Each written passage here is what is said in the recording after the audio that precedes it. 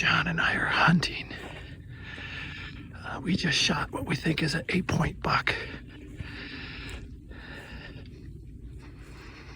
And we are going to, we're approaching right now. I'm gonna say welcome to Brent's Prime Food Adventures. We're in the Vail Valley. I'm with Chef John Provost. My name's Brent. And we are walking up to a buck. You can just see its rump. This is another bonus episode. And we are gonna show you how to process a deer today.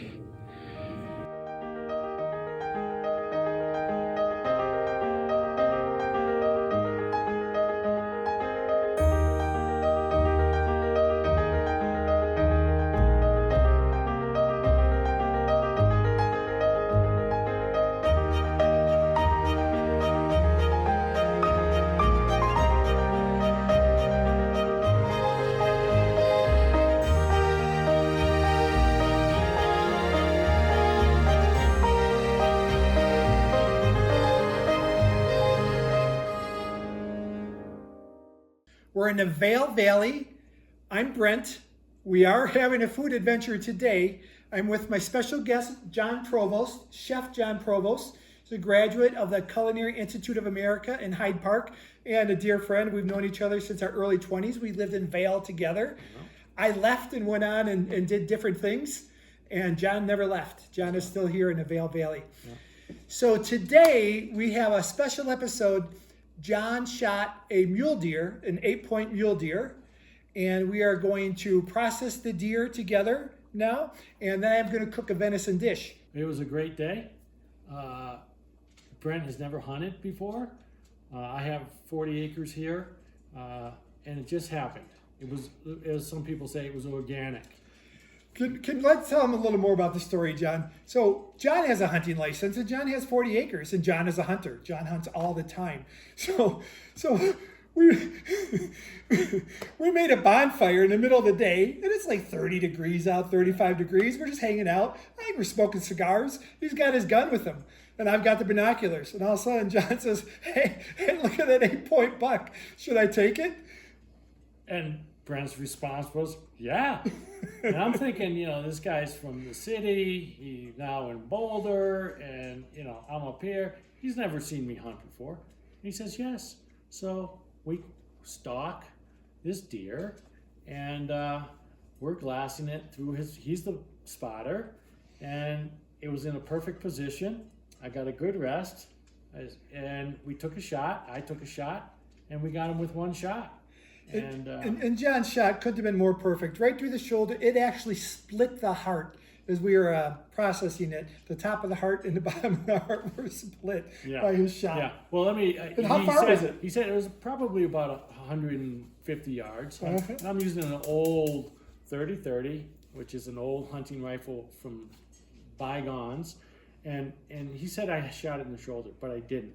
I shot it behind the shoulder, low enough to harvest this animal cleanly and quickly without, here's the key, without ruining any of the meat. Right. So if you shoot it through the shoulder, you're losing your chuck meat, things like that, because it was a pass-through. So bullet placement when you're hunting is everything, because you're trying to harvest quality meat, organic meat, nutritional, and healthy, because it's extremely lean, and that's why people hunt. It has a great flavor if you do it right, in which we did. We took care of it perfectly. And as Brent has been in the business for so long, he knows what aged meat tastes like. And venison is not, the carcass is not as big as a cow carcass. It's a couple hundred pounds. The deer was a couple hundred pounds. But so we're going to only hang it and age it maybe 5 to 7 days, whereas your 21-day aged prime beef is your best you can eat. So 7 days maybe, and then we'll continue to process it out. So we have, as part of this episode, I want you to know this, that if you are not comfortable watching a deer be processed, but you are interested in eating venison, I'm going to tell you the point at some point. I'll put it up on the screen, which says just go to such and such point and you'll see Brent cook. I think I'm going to make the venison tenderloins. I don't know. I might make a venison stew. Or those would probably be my two options that I will cook for you as a result. So know that there's going to be some blood and guts. Well, yes, and this is harvested in the natural environment, but so you know, and your audience knows, is that it is a popular meat, and there's farm raised red deer, which is a stag out of New Zealand, so they call it venison. They're actually raising elk, which is a great protein, similar to bison. So these are all available. Yeah. I've had moose in fine dining restaurants in Connecticut. Exactly. So you don't have to go out and trudge through the muck and mire to harvest venison. You go to your butcher shop, you say, hey, I'd like to order some venison. Chances are you're going to get a quality cut, such as the ribeye, like we cooked last night, or the New York strip, or top sirloin, or filet mignon. So that is out there for sure. My store did sell venison. The store that is closed now, Ray's Prime Foods, it was in business for over 60 years, but it was only ground venison, or we sold some ground elk as well. I sold some venison pasties and some other items, but I never sold the cuts. I just didn't have enough demand to sell that. Yeah. We also made, at my store though, that was amazing, was a venison kielbasa, the smoked kielbasa. And what we would do there is if people brought us their venison meat, we would add pork to it. We did a 50-50 venison to a pork fat combination, and we would use our Hickory award-winning smoked kielbasa recipe, which we show in the episode with my son Tyler, where we made it from scratch. We would do that same exact recipe, but instead of using pork butt, we would use venison meat for it. So I'm familiar with venison, and we would help hunters. We wouldn't process deer anymore, but we would help hunters.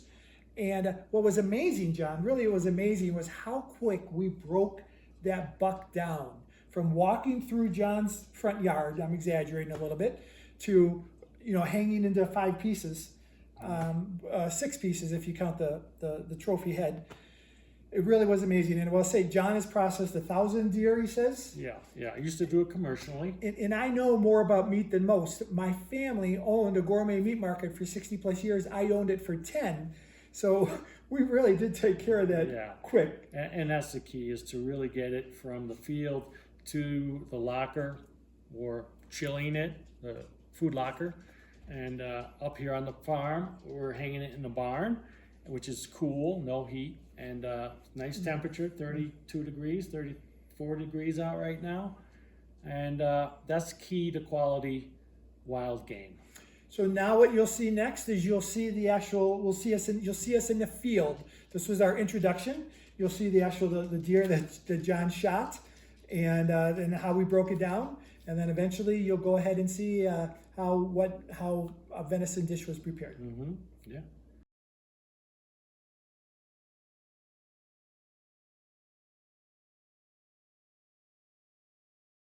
So here we are.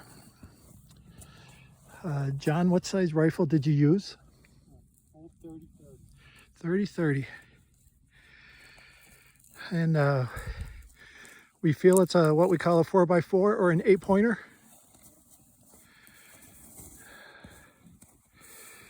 Nice shot, John, really. Okay, we're going to take him back. It's not too far. We got some work to do. So now we are going to get the deer. John has a tractor. Again, he lives on 40 acres. This is proper. This is the type of equipment he needs. He plows himself out. And we're going to go get the deer in the tractor. What we are going to do now, we're going to do a field dress. I'll be holding the camera most of the time from this point on. But that's where we're going to... John, explain what a field dress is. All right, we're going to take the inner organs out of the animal, which consists of obviously heart, lungs, liver, stomach, and intestines, and colon. And the reason we do that is because that will stay hot and you'll spoil the meat. So you want to get that out as quickly as possible. We're going to do it here in the field, and then we're going to take it up to the barn, and then we're going to skin, get that hide off so the meat cools, and it will be hanging just like in Brent's meat market hanging on the hook carcass. And then we'll let it age, and then we'll break it down into all the primals and cut steaks and roasts, grind, and then double wrap it and freeze it. Right. Correct. And we'll do some breakdown tomorrow, but again, just like your best steaks are 21-day age, right? Yeah. We're not going to let it go that long because it's, way smaller. But I like to let it go 5 days or so, but maybe we'll cut a couple pieces out, back straps that people know what those are, like a ribeye and New York strip. And so, yeah, that's what we're going to do here right now. Field dress this mule deer out. John, show me the knife. Show everybody the knife. I'm going to get a close-up of that. So this is a knife that I got from a fella, an old man, probably long gone by now, to skin beaver and bear with.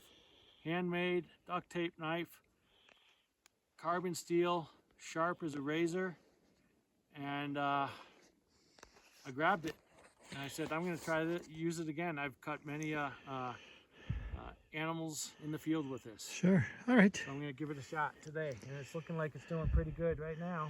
And you sharpen with a steel, John, or do you have another a stone? Yeah, stone or one of those pull through. Yeah, the pull-throughs are getting better, aren't they? They're really good. They used to be kind of not very reliable, but now they're getting better and better. Getting better. John, about how many deer have you processed? So I started out doing my own, then I started for a couple ranches out here that were having hunts, and then I went commercial, so 1,000 or more. Yeah. Elk and deer. Right. And any species. You're right. John is a hunter, so it's elk. It's he's done moose, bear, mountain lion, mountain goat, bighorn sheep, antelope. Yeah. But it's how I made a living in the fall, because Colorado is a huge hunting state. It actually generates more income than skiing, if you can believe that. And so I would process basically commercially. I had an agricultural license, and we did it in an enclosed environment in the kitchen, and we would process it for hunters. They'd bring it in, we'd hang it, we'd cut it into portion steaks and grind, label it, and then we would sometimes even ship to their home state. Sure. So thousands of animals. At one time at my store, this was not something I ever participated in. I was too young for that. But if people brought us in the venison field dressed, meaning what John is doing now, meaning the organs have been removed, we would process it. We would take and cut it and grind it and give it back to them. And the reason we stopped that, there's two reasons, but one was, it really had to have a second shift, and it was such a sanitation issue, because we would process the deer, then we'd have to clean, and then we'd go and process our beef, cut our beef during the day as normal. We'd clean again, and then we would do the venison, and it really got to be a lot of work.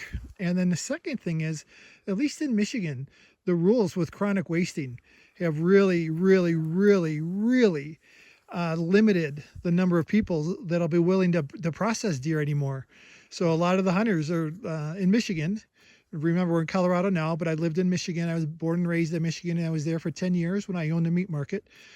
The hunters would really have to process it themselves, even if they weren't good at it. And there's lots of videos.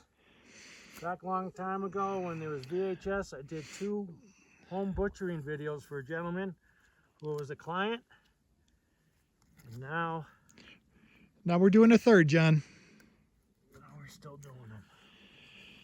So now here come the entrails.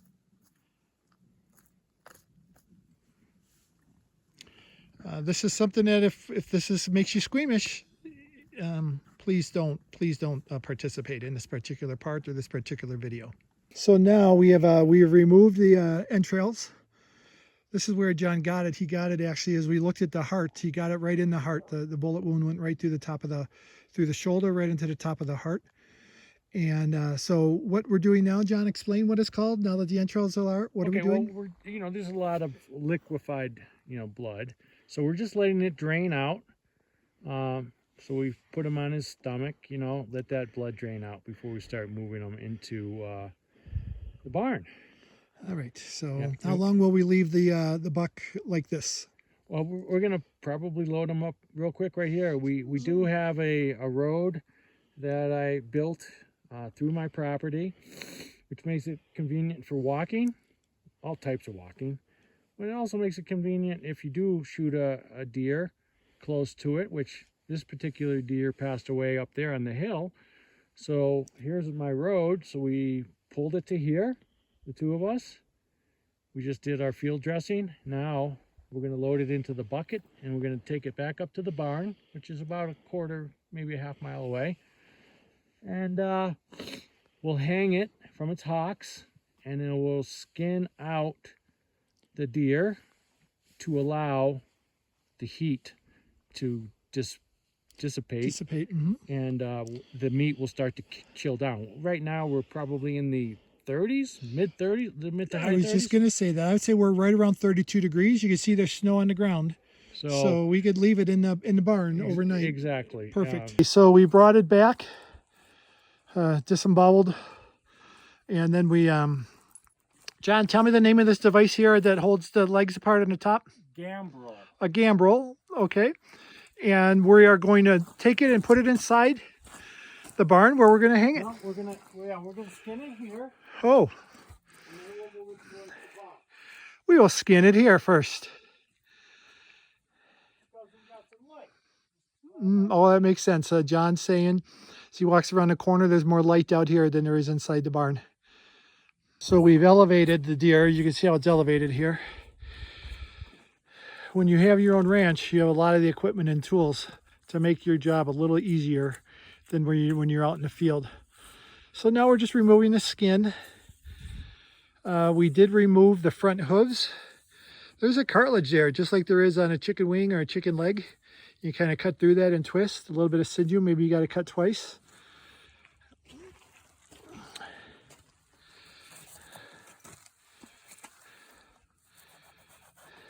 So I'm gonna. Are there any tricks to this, John? No, the best what you do it is when it's warm, because it'll just come off. What I'm gonna do now is I'm gonna go ahead and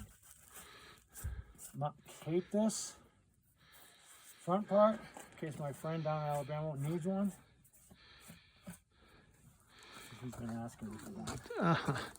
So what John means by caping, explain what that means, John. So if you've all seen deer heads in restaurants and shops or whatever it may be, type of animal, and everybody calls it stuffed. What is that? That's Max. Stuffed. Well, Mounted. it's mounted, but it's not. The only thing real are the antlers and the skin. So the skin has to be processed into leather, but you don't want holes, you don't want it to get soured, because you want the hair to stay in it. So it's that process. Send it off to your taxidermist, which they make probably $1,000 a head now to mount it for you. And it comes back lifelike, but underneath the skin is a mannequin. Yeah. Glass eyes, Styrofoam. that nature. Okay. So why do we call it caping? Now we're going to go start. That's a This good- is important. that's a Well, good it's a one. cape. It looks like a cape, no? Yeah. Mm-hmm. What's he doing in there?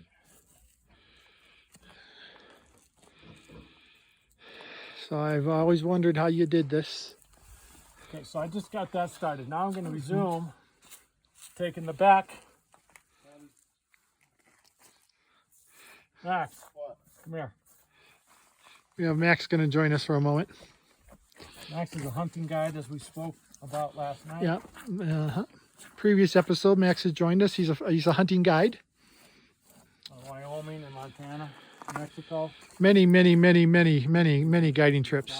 Dude, your father made a perfect shot. Took the top of the heart right off. From that side, 30-30. About 150 yards, 120 yards. The top of the heart was cut by the bullet, Max. We've got pictures. Here, watch your fingers. I'm gonna put this up. Okay, we had a little bit of a break in the action, but we also had a break in the tendon that we had the gambrel going through to hold the deer up. Okay, so we had a surprise where it dropped to the ground. Luckily, it dropped on some wood, and now, and we have actually, the front is still encased in skin. So we're okay with not getting any of this meat in the dirt. So right now, I am going to try to take off, and this is hard when you're on the ground, but out here in the West, this is what you have to do, because Brent can attest to how heavy this deer was. What do we think, about 200 pounds, John? Easily. Yeah. And you're not dragging this thing out of the mountains whole. So you have to do this in the field and have to pack it out on your back. We have one hind quarter off. Now we're working on the second. Obviously, the hind quarter that was facing up was the easy one, and you can see where we got it right on the hip socket. We've also, again, because we have power tools, we're right at the ranch. We also have some. We took the forelimbs and the hind limbs off both. And John says, and normally it's very normal when you're on a hunt to quarter it and bring it out. That's the way it has to work sometimes. Okay. I'm breathing a little heavy, been doing a little bit of work here. So I just want to show this. I'm going to come around to the other side. One of my cameras ran out of battery, so I'm on my second camera. That's why I have two. But I want you to see that the hindquarters have been removed. And John, now we're taking off. We're taking off the skin. To what point? All the way up to the neck. All the way up to the neck. Yeah. So we're still caping it, but we're not going to utilize it as what we intended it to do. As far as shipping it to a friend of mine, called him. He said he didn't need it.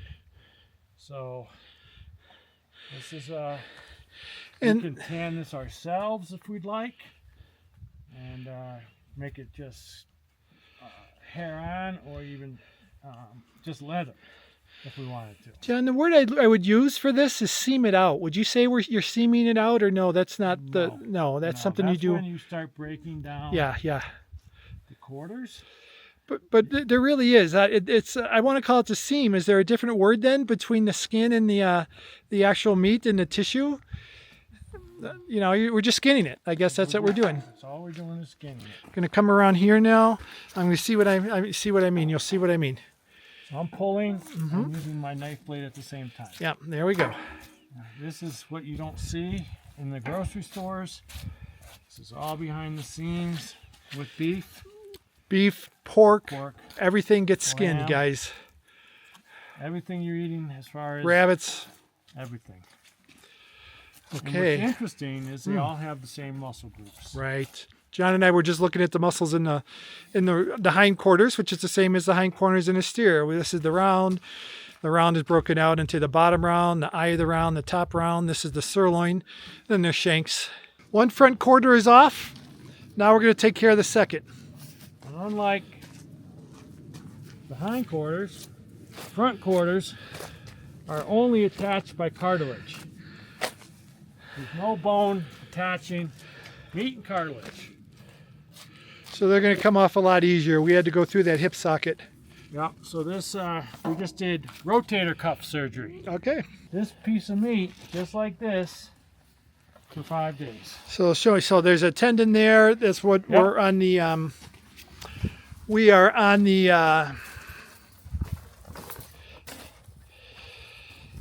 The shank. That's what I'm going to call that.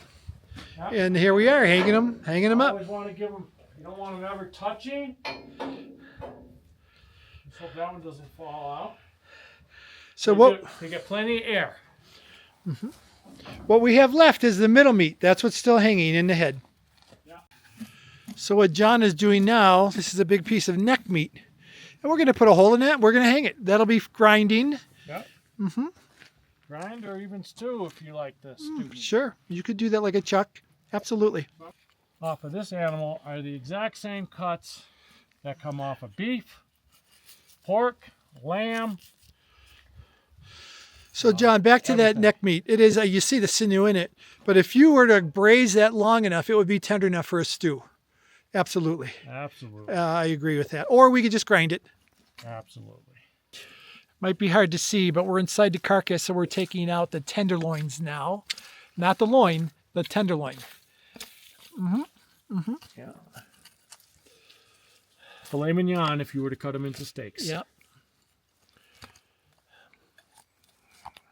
There's two of them. Here's the second one. John, show me the piece, please.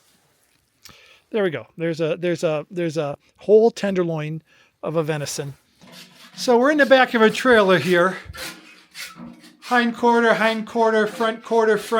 This is the midsection. The midsection has the tenderloins removed, and the really the big piece of meat on that is going to be the what we call the backstrap or the loin, which is the New York strip. Tenderloin being a filet mignon. And John says he's going to let it hang in age before he addresses this any further.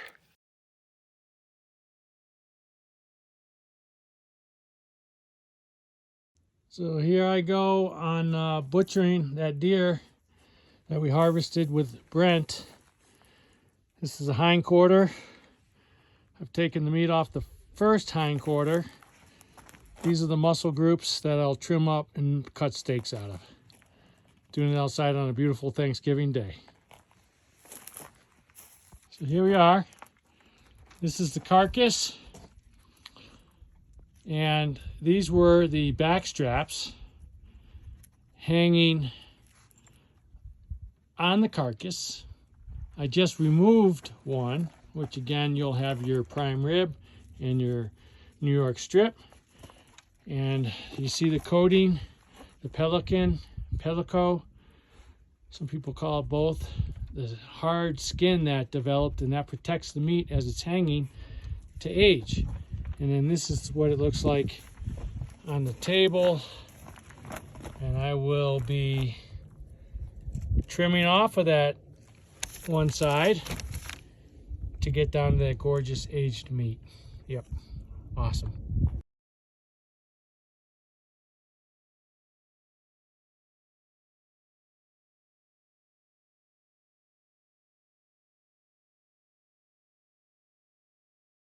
And this is what the meat looks like. I cut it into 3 sections. This is just one backstrap, and this is ready to be cooked. Delicioso.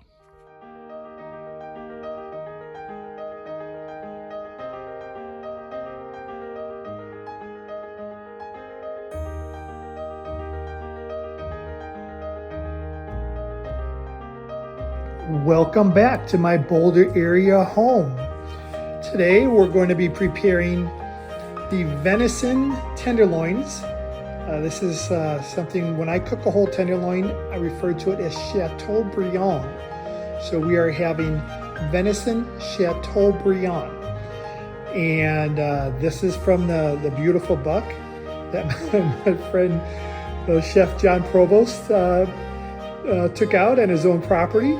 So first we're doing the mise en place. I have everything out for tonight's recipe. Of course, the recipe will be in the description below. And also what John had provided me from that beautiful buck was the venison liver.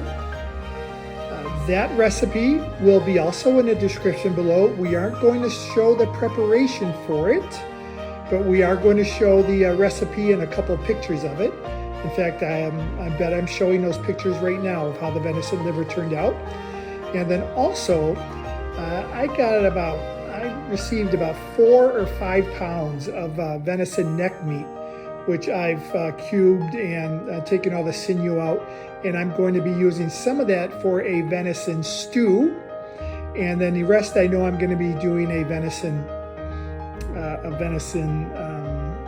I believe it's going to be a venison barley soup. But the venison barley soup recipe won't be for a couple weeks, so I'm not going to share that one. But the venison stew recipe also will be in the description below, the recipe for that. Now, back to my ingredients, everything in its place. We have some low sodium soy sauce, some Dijon mustard, salt and pepper, the famous fresh thyme and rosemary. These are soft green peppercorns. Pink can be used too. Some very high quality olive oil. This is the one that is the true Tuscan olive oil. That is from Healthy Harvests with an S.com. We're going to be flaming today. A little bit of brandy. Everybody look out. Some dry red wine. Inexpensive, but still dry red wine. A little bit of Bella mushrooms. Some cream we'll use to thicken our sauce. The recipe calls for beef stock. But as you can see here, I'm going to use some of the Bison stock that I made last month. I think it'll go great with the venison. And then we also have our minced garlic and our shallot. The tenderloins have been salted. On one side, I had them salted and they were in my refrigerator for 2 hours. On the other side, I salted them and then I left them out at room temperature. And when you prepare beef or any kind of protein that way, I'm going to refer to that as a dry brine. So my tenderloins are brined. What I'll do first, I'll saute the tenderloins, then I'll let them rest for till everything else is finished, and then I'll slice them real thin into medallions, and then I will top them with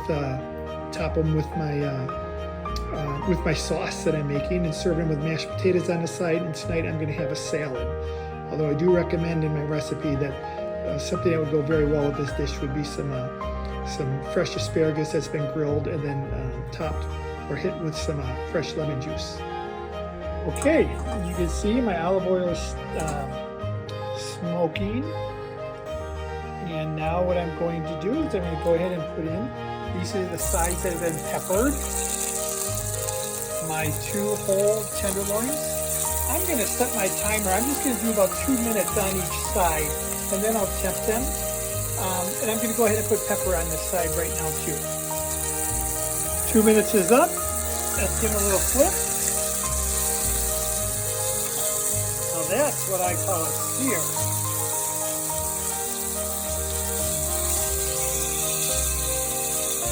Oh, it's fun to film while I cook.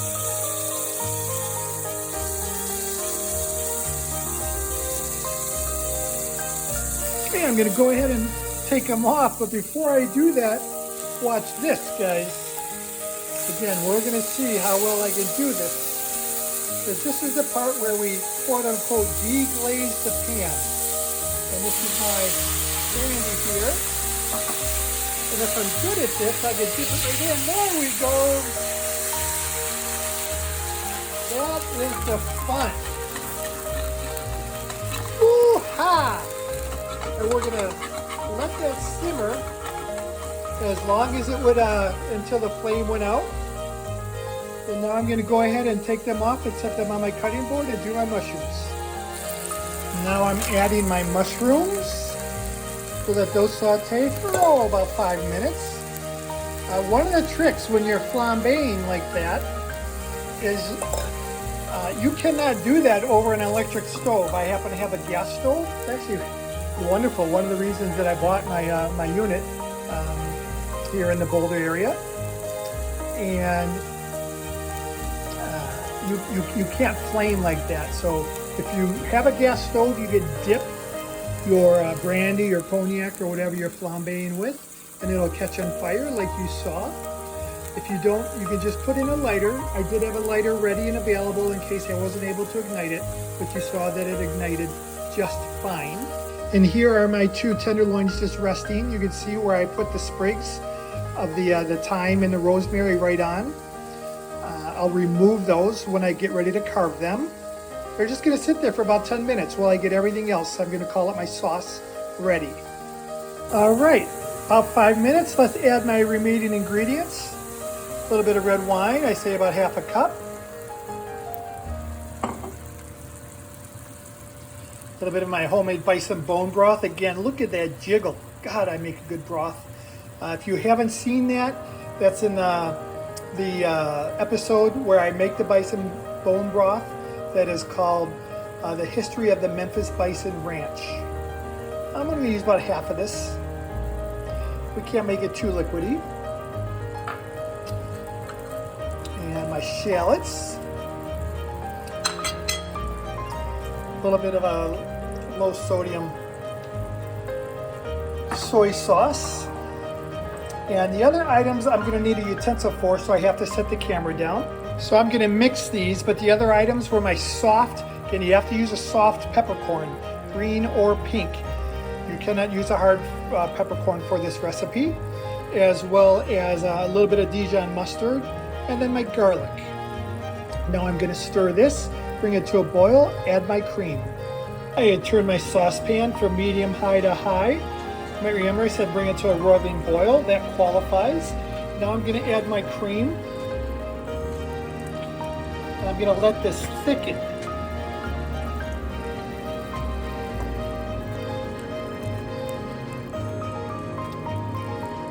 Again, I have this on I'm going to turn it down to a medium-high heat, but this is going to take a minute.